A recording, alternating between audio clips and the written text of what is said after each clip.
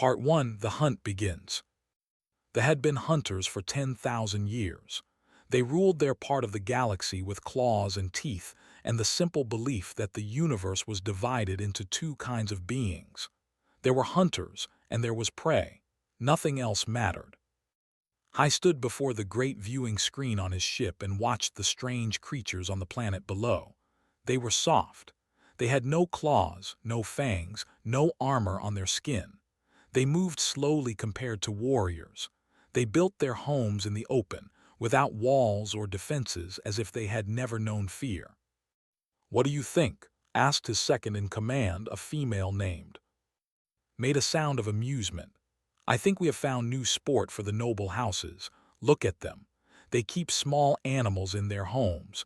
They grow plants for beauty, not food. They make sounds with their mouths that serve no purpose." "They call it music," said.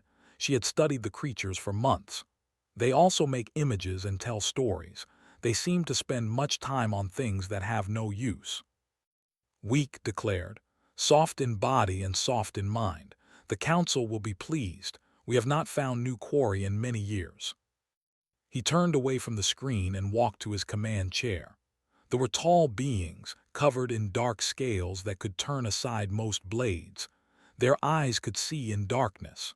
Their claws could tear through metal. For 10,000 years they had hunted across the stars, taking what they wanted, killing for sport and honor. They had never lost, not once. 3 weeks later, presented his findings to the Dominion Council. 12 ancients sat in a circle of stone, their scales gray with age but their eyes still sharp with hunger. "The species calls itself human," explained. "They come from a world called Earth and have spread to 12 colony planets. They have no natural weapons. Their technology is crude. Their military forces are small and poorly organized. I recommend classification as Category 7 Quarry." The council members looked at each other with pleasure. Category 7 was the lowest rating. It meant the prey was suitable for young hunters, for sport, for mass harvesting. It meant easy kills and good entertainment. "How many can we take?" asked the eldest council member. "Millions," replied. "They breed quickly and seem to have no natural predators. Their numbers will recover fast. We can harvest them for generations." The council voted. The decision was unanimous. Humanity was now officially prey. The attack on New Meridian came without warning. It was a beautiful colony world, green and blue, with great forests and clean oceans. 200,000 humans lived there in peace. They had farms and schools and hospitals. They had families and dreams and no idea that death was falling from the sky. Was having breakfast with her husband when the first explosions shook their home. She was a captain in the Colonial Defense Force, 34 years old, with short dark hair and eyes that had seen trouble before. But she had never seen anything like what came next. The hunter pods fell like rain. They were black and shaped like teardrops, and they opened to release creatures from nightmare. Tall, scaled, fast as shadows. They carried weapons that made no sound but dropped humans where they stood. Grabbed her service pistol and pulled toward the back door. "Move," she shouted. "We need to reach the defense station." But they never made it. A hunter appeared in front of them, so fast that barely saw it move. It was huge, nearly 3 meters tall, with yellow eyes that looked at her the way a cat looks at a mouse. It made a sound that might have been laughter. Then it struck across the face with the back of its clawed hand. He fell unconscious, blood pouring from his cheek. Before could fire her weapon, 2 more hunters grabbed her from behind. They were impossibly strong. She fought, kicked, bit, screamed, but it meant nothing. They dragged away. She watched them load him onto a transport with dozens of other unconscious humans. She heard one of the hunters speak in broken English, words they must have learned from intercepted broadcasts. "Good prey, strong legs, will run far before dying."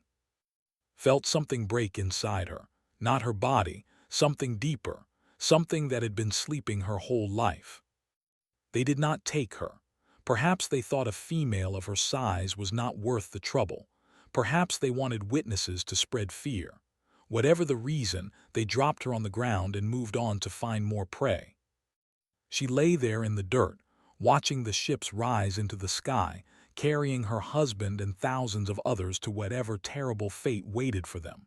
She should have felt despair. She should have felt hopeless. Instead, she felt rage. It was not hot rage, not the kind that burns fast and dies. It was cold rage, the kind that comes from deep inside, the kind that never stops. It was the rage of her ancestors who had faced lions on the African plains, the rage of those who had survived ice ages and plagues and wars, the rage of a species that had crawled through hell again and again and refused to die. Stood up, her hands were shaking, her face was wet with tears, but her eyes were steady and her mind was clear. The thought they were hunters, they thought humans were prey. They were wrong. She walked to the ruins of the defense station. 3 soldiers had survived, hiding in a basement. They looked at her with broken eyes, waiting for someone to tell them what to do. "Listen to me," said. Her voice was quiet, but it carried like thunder. "They took our people. They think we are animals. They think we will run and hide and wait to die." She picked up a rifle from the ground and checked its charge. "We are going to show them what humans do when you take the people we love. We are going to hurt them. We are going to free our people. And we are going to make them understand that they made the worst mistake of their lives when they came to this world." The soldiers looked at her. Something changed in their eyes. The fear was still there, but now there was something else too, something hard, something dangerous. They stood up. They found weapons. They followed her into the burning city. The hunt had begun, but they did not yet understand the truth. They were not the hunters anymore. They were the prey. Part 2, the prey that bites back.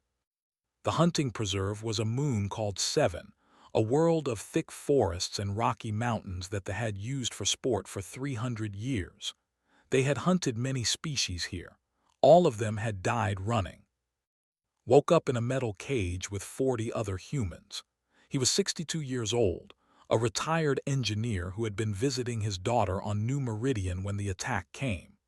Now his daughter was gone, taken somewhere else, and he was here with strangers who looked at him with terrified eyes. A guard walked past the cages, its claws clicking on the stone floor. It spoke in rough English, words that sounded like gravel in a machine. "You run now, you hide, we find you, we kill you. This is the way, this has always been the way." The cage doors opened. The humans stumbled out into bright sunlight and found themselves at the edge of a vast forest. Behind them was a cliff. Ahead was wilderness that stretched to the horizon. "Run," the guard said. "Run fast, die slow, give us good sport." Some humans ran immediately, screaming, crashing through the underbrush. The guards watched with amusement. They would give the prey a few hours' head start. That was tradition. It made the hunt more interesting. But did not run. He stood at the edge of the forest and looked around carefully. He saw the terrain. He saw the resources. He saw possibilities. "Hey," he called out to the humans who remained. "Stop! Don't run, come here." A young woman turned to him. "Are you crazy? We have to hide." "No," said. "We have to think. Running won't save us.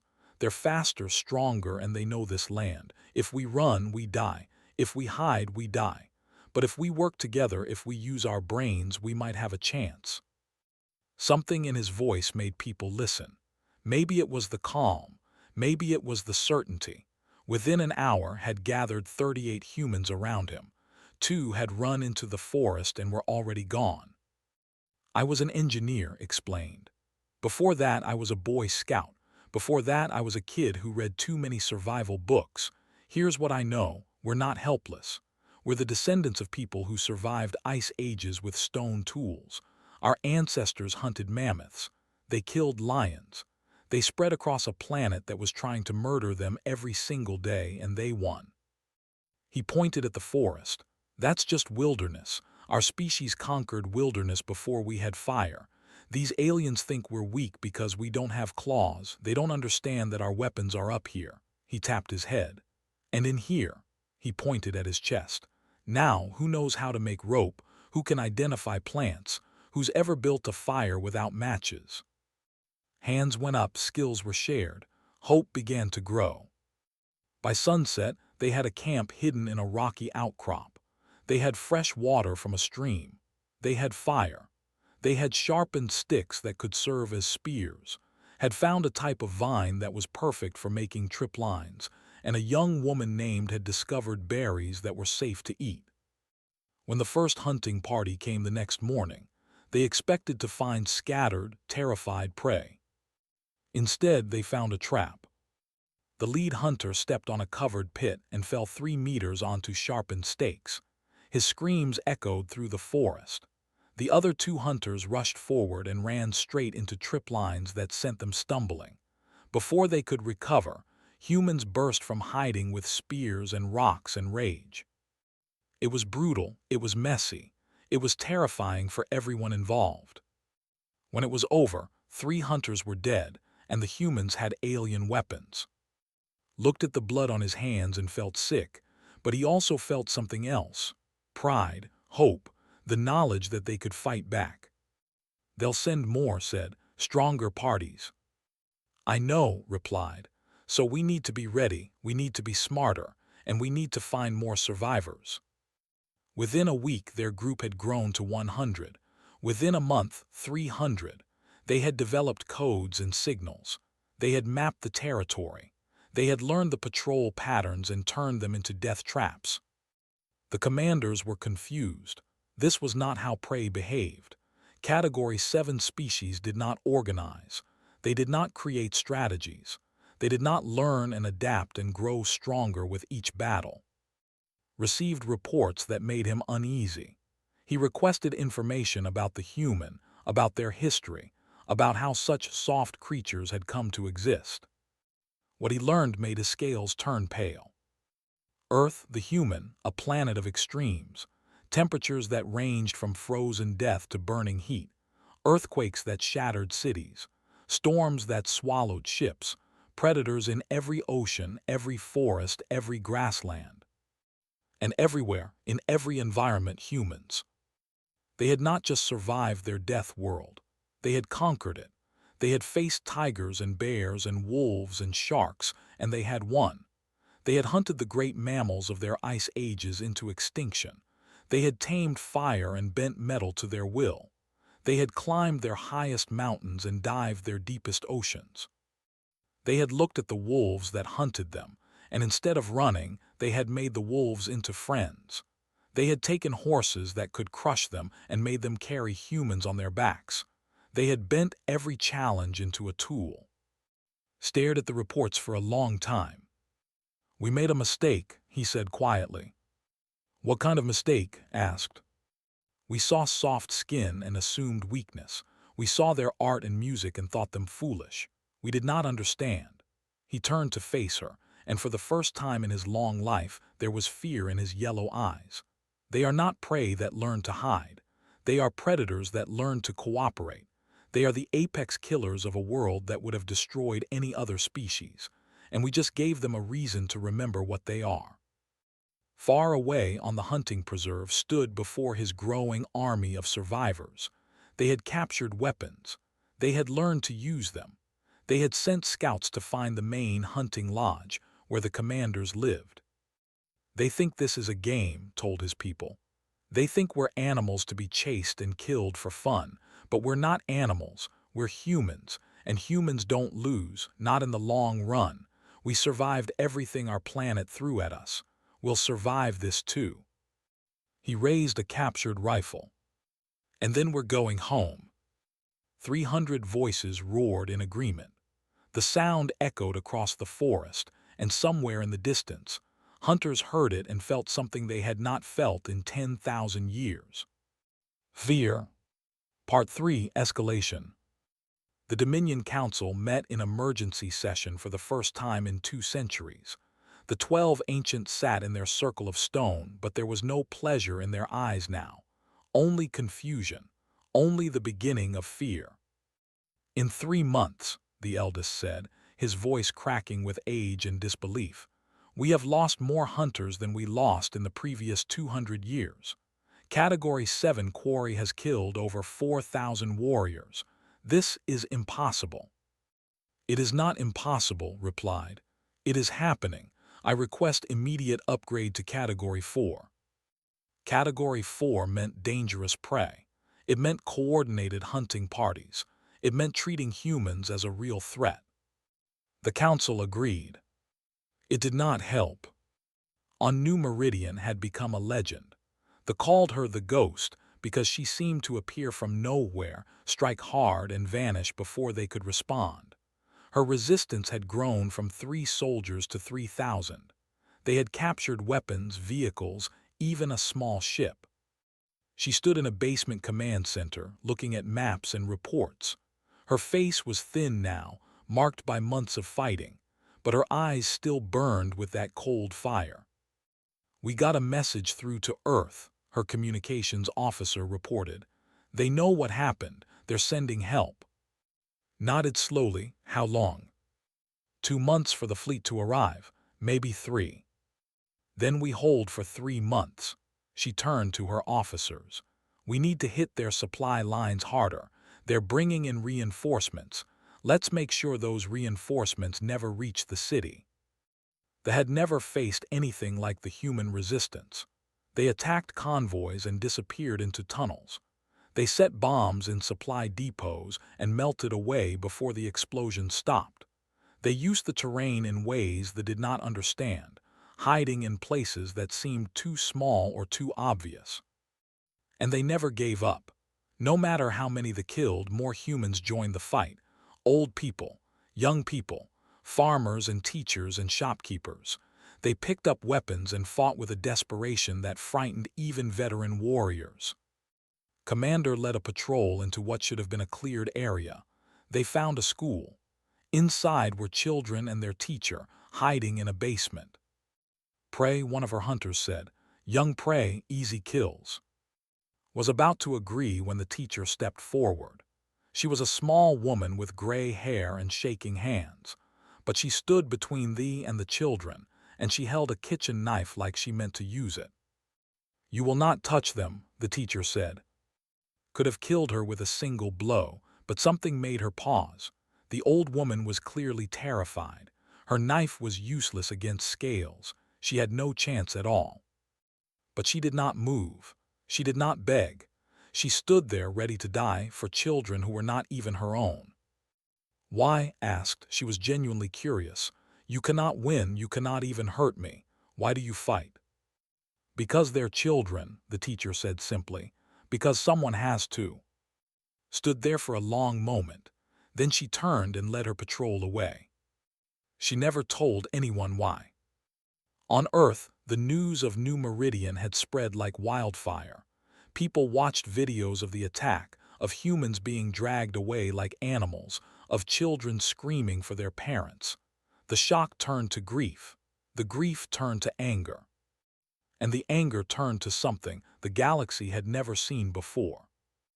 The United Human Coalition, which had been a loose alliance of colony worlds, became a war machine overnight. Factories that made farming equipment started making weapons. Scientists who studied stars started building better ships. Young people who had never thought about violence lined up to join the military. Admiral James stood before the assembled fleet, the largest human armada ever created. 500 ships of every size, crewed by people who had left everything behind to fight. I want to tell you what we're facing, he said, his deep voice carrying across the speakers to every ship. The Dominion has ruled their sector for 10,000 years. They have weapons we've never seen. They have experience we cannot match. They outnumber us 10-1. He paused, and when he spoke again, his voice was different, harder, older. For 10,000 years they have hunted the helpless. They have killed for sport. They have never faced a species that fights back. Today, we teach them what our ancestors learned in the ice ages, in the savannas, in the jungles of old Earth. He raised his fist. We are not prey. We have never been prey. We are the species that looked at wolves and decided to make them our friends. We are the species that rode horses into battle and strapped ourselves to rockets to reach the stars. We do not run. We do not surrender. We do not forgive those who hurt our families. 500 ships lit their engines. The light was visible from Earth's surface, a new constellation born from rage and hope. "We are humanity," Admiral said, "and we are coming." On the hunting preserve, received word through captured communications. A human fleet was on its way. Help was coming. He gathered his people in their hidden camp, now a small city of survivors. "Earth has not forgotten us," he told them. "A fleet is coming to take us home, but we need to do our part. We need to capture the hunting lodge. We need to control this moon so our ships have somewhere safe to land." "The lodge is heavily defended," one of his lieutenants said. "We'll take heavy losses." "I know," replied. "But think about everyone they took. Think about everyone still in cages, waiting to be hunted. We didn't survive this long just to hide. We survived so we could fight, so we could free our people." He looked at the faces around him, tired faces, scared faces, but also determined faces, faces that had learned they were stronger than they ever imagined. "We're not doing this alone anymore," said. "The whole human race is behind us. Let's show them what survivors can do." They began planning the assault. Far across the stars, received reports of the human fleet's approach. He studied the numbers, the tactics, the weapons. "They cannot win," he said too. "We have 10 ships for every one of theirs." But remembered the old teacher with the kitchen knife. She remembered the look in the woman's eyes. She said quietly, "I do not think they care about winning. I think they care about hurting us. And a prey animal that does not fear death is the most dangerous thing in the universe." Said nothing, but his claws tightened on the arm of his chair. The first human ships appeared on the edge of space. The war had truly begun. Part 4: The Tables Turn. The Battle of the Meridian Gap was supposed to be a massacre. Had assembled the largest fleet in 300 years, 1,000 warships against 100 human vessels. The numbers were overwhelming. The outcome seemed certain. The human fleet arrived in the gap, a region of empty space between the border and New Meridian. Admiral's flagship, the UHC Defiance, led the formation. All around him, human ships waited in the darkness. "Is demanding our surrender," the communications officer reported. "He says if we turn back now, he will only take half of us as prisoners." Actually laughed. It was not a happy sound. "Tell him we have a counteroffer. He surrenders now, returns all human captives, and will consider letting his species survive." There was a moment of silence. Then the fleet began to move. What happened next would be studied by military historians for centuries, but the simple truth was this: they did not understand how humans fight. Human pilots flew their ships like they did not care about dying. They aimed for weak points instead of fleeing from superior firepower. They formed groups of 3 or 4 and attacked battleships 10 times their size, darting in and out, wearing them down like wolves bringing down a mammoth. When the frigate Unbroken took critical damage, its captain did not surrender. Instead, he aimed his dying ship at the nearest carrier and accelerated. The explosion took out the carrier and 3 nearby ships. When the cruiser Hope's End was boarded by warriors, the crew did not flee to escape pods. They sealed themselves inside and fought room by room, corridor by corridor. 60 humans against 200. When the last human fell, only 30 were still alive, and they were too wounded to fight. Admiral watched a young pilot, barely 20 years old, fly her damaged fighter into the engines of a dreadnought. The dreadnought, 10 kilometers long and crewed by 50,000, began to drift and burn. "Why?" demanded through the communication channel. "Why do you throw away your lives like this? You cannot win." "You're wrong," replied calmly. "We've already won, you just haven't realized it yet." He was right. There were better fighters. They had better weapons and better ships, but they had something the humans did not. They had something to lose. They had lives they wanted to keep. They had futures they wanted to see. The humans had nothing left but rage and love. A captain watched a human destroyer position itself between his ship and a damaged human transport.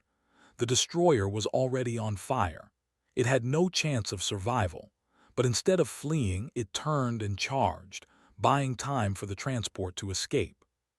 "They're insane," the captain whispered. "No," his first officer said. "They're protecting their wounded. They're weak. They would rather die than abandon their own." "That's the same thing as insane." "Is it?"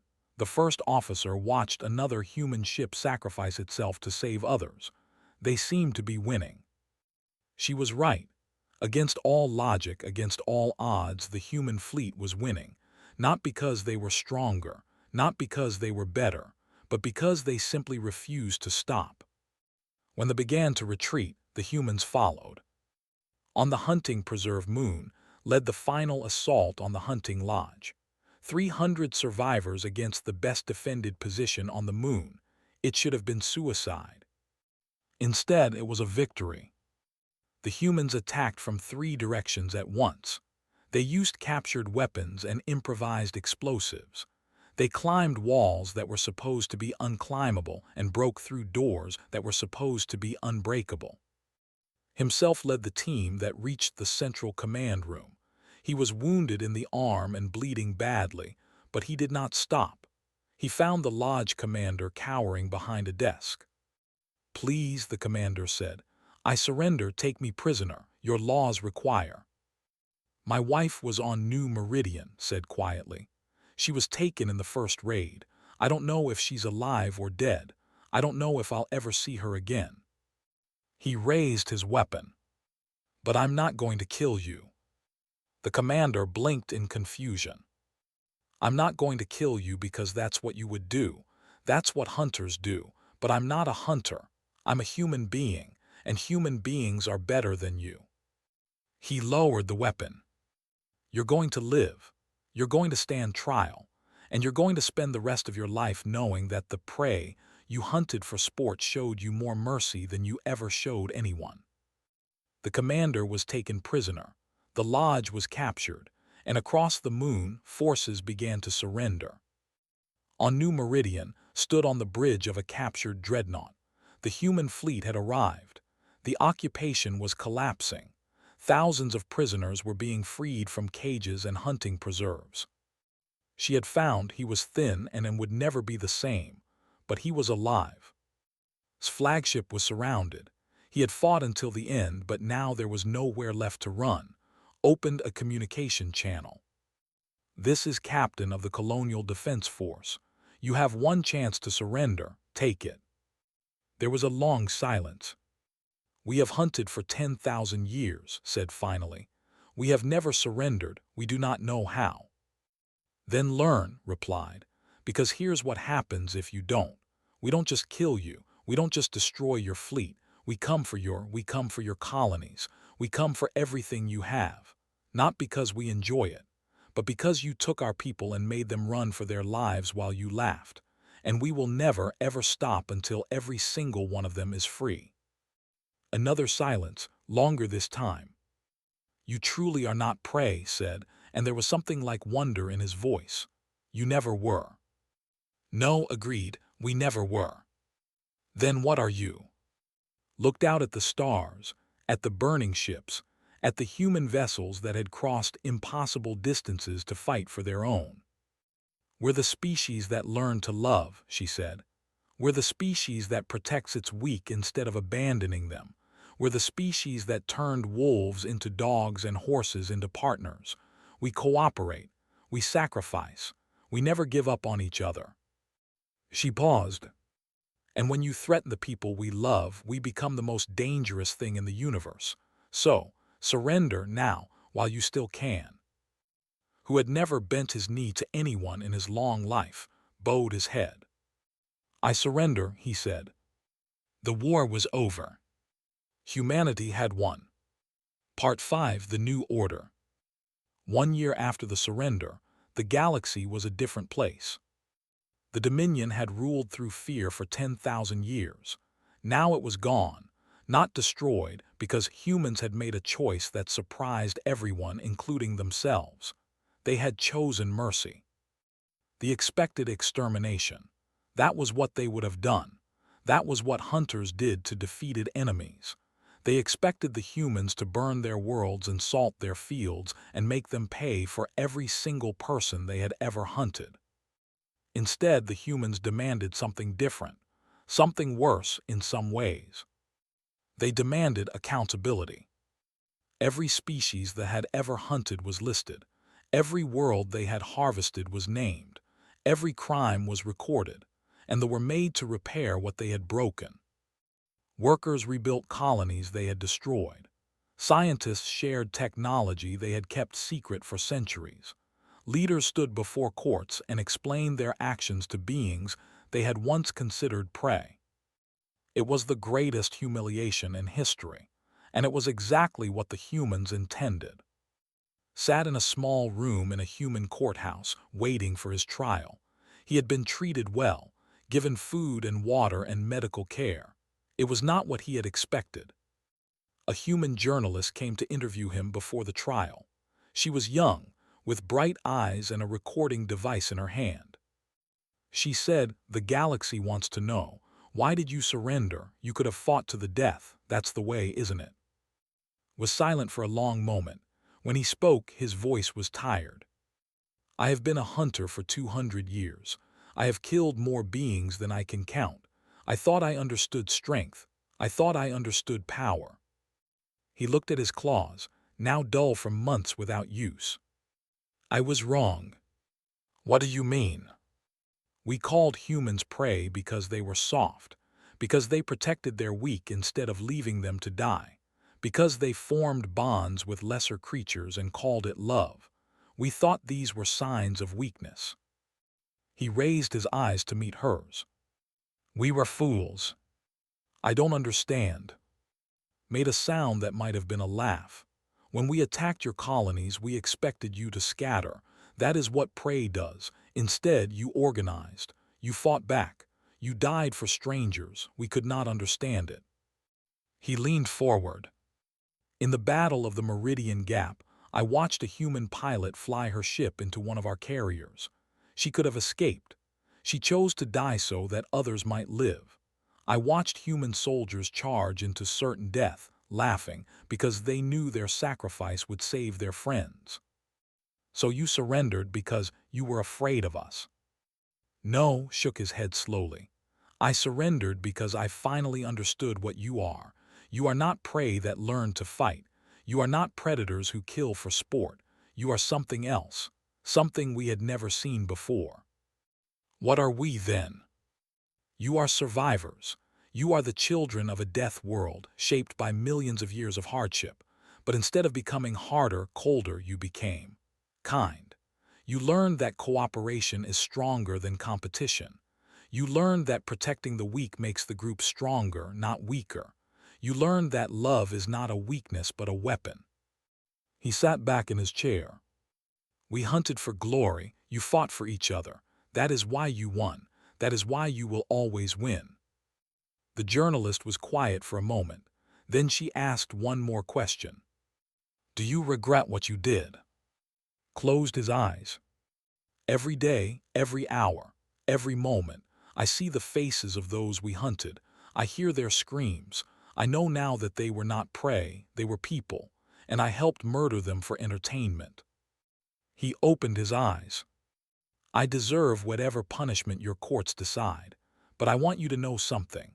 I am grateful, grateful that you showed me mercy when I showed none, grateful that you taught me what true strength looks like. I only wish I had learned it sooner." The interview was broadcast across the galaxy. Other species, ones who had lived in fear of them for centuries, watched and wondered. If the humans could defeat thee and then show them mercy, what else might be possible? On Earth, returned as a hero. People wanted to give him medals and make him a general. He refused all of it. Instead, he opened a small school in the mountains where he had grown up. He taught survival skills, how to build shelter, how to find water, how to make fire, how to never give up no matter how impossible things seemed. His first lesson was always the same. Listen, he told his students, young people who had grown up hearing stories of the war. They thought we were weak because we didn't have claws or fangs. They thought our technology made us soft. They were wrong. Our greatest weapon has always been this. He tapped his head. And this. He touched his chest. Intelligence and heart, the ability to think and the ability to care. That's what makes us human. That's what makes us strong. Never forget it. Was offered a seat on the United Human Coalition's governing council. She turned it down. She had spent enough time in meetings and war rooms. She wanted to do something different. She took command of the new Rapid Response Fleet, a group of ships dedicated to one mission, making sure that what happened on New Meridian would never happen again. They patrolled the borders of human space, watching for threats. They responded to distress calls from any species, human or alien. They became a symbol of what humanity could be when it chose to protect rather than conquer. Served as her first officer, his scars had healed, but the memories never would. He still woke up screaming sometimes, dreaming of cages and hunting grounds, but he was alive. They were together, and that was enough. On a rebuilt colony world, a child sat in a classroom. She was too young to remember the war.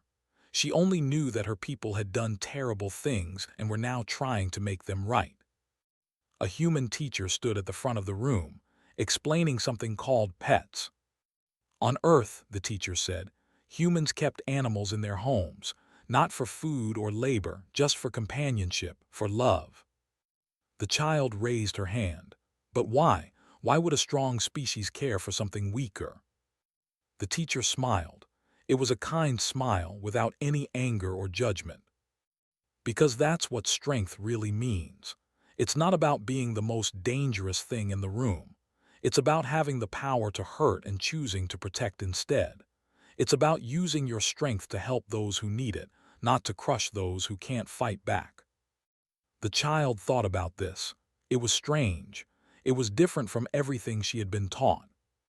But somehow it made sense. After class, she walked outside. The playground was full of children, human children and children playing together, running and laughing and falling down and helping each other up. A human boy fell and scraped his knee. A girl, without thinking, ran over to help him up. The boy smiled at her through his tears. "Thanks," he said. "You're welcome," she replied. It was a small moment. Insignificant, really. But watching from the window, the human teacher felt tears in her eyes. This was what they had fought for. Not revenge, not conquest, not the destruction of their enemies. This. Children playing together. Old hatreds fatting into old stories. A galaxy slowly learning that there was another way to live. The humans had been called prey. They had been hunted and captured and forced to run for their lives. They had lost friends and family and homes. But they had not become what their enemies were. They had not let hate and fear turn them into monsters. They had won the war by being themselves, by protecting the weak and loving the lost and never, ever giving up on each other. And now, one small moment at a time, they were winning the peace. The galaxy was healing. And humanity, the soft-skinned, slow-moving, lovesick species that they had dismissed as easy prey, had become something no one expected. They had become the protectors, the guardians, the hope. The story of the war would be told for 1,000 years, and always at the end there would be the same lesson. Never underestimate humans. Not because they are dangerous, though they are. Not because they are clever, though they are. But because they love. And a species that loves, truly loves, will move mountains and cross oceans and fight through hell itself for the people they care about. They learned this lesson the hard way. The galaxy learned it by watching. And humanity just kept doing what it had always done. Surviving, adapting, protecting, and loving against all odds, with all their fragile, stubborn, unbreakable hearts. The end.